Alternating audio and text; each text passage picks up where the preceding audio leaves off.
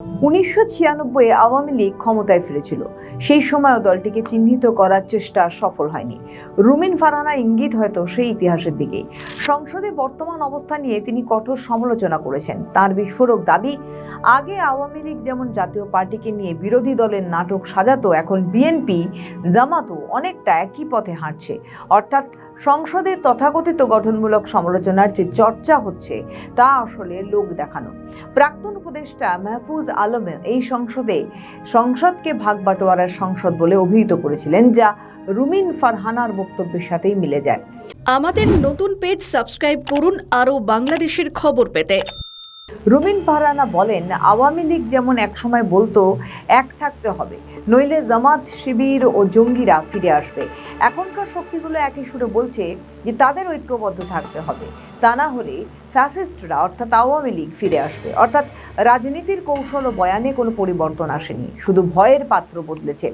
BNP এবং জামাতের মধ্যে বর্তমানে যে বাকযুদ্ধ দেখা যাচ্ছে তাকে রুমিন ফারহানা কৃত্রিম দ্বন্দ্ব হিসেবেই আখ্যা দিয়েছেন।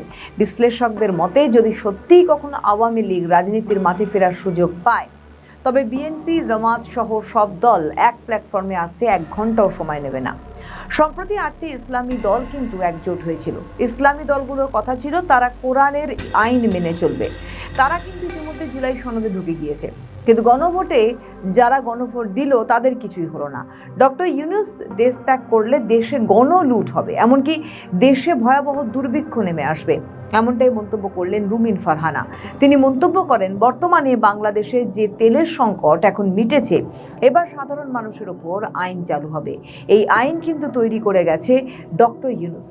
তিনি সতর্কবাণী দেন, এই ইউনূসরা যদি দেশ ত্যাগ করার সুযোগ দেওয়া হয় তাদেরকে, তাহলে তারা বিদেশে বসে বাংলাদেশের দুর্ভিক্ষ চিত্র দেখিয়ে নিজেদের ব্যবসা বৃদ্ধি করবে, ফলে বাংলাদেশের ভাগ্য কিন্তু পরিবর্তন হবে না।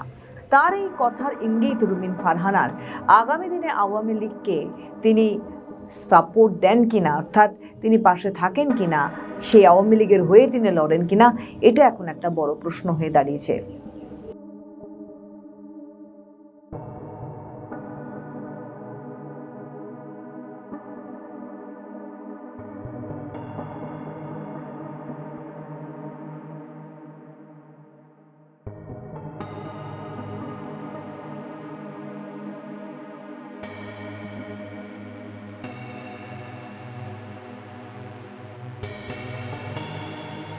আমাদের ভিডিও ভালো লাগলে লাইক ও শেয়ার করুন। কমেন্ট সেকশনে আপনাদের মতামত জানান।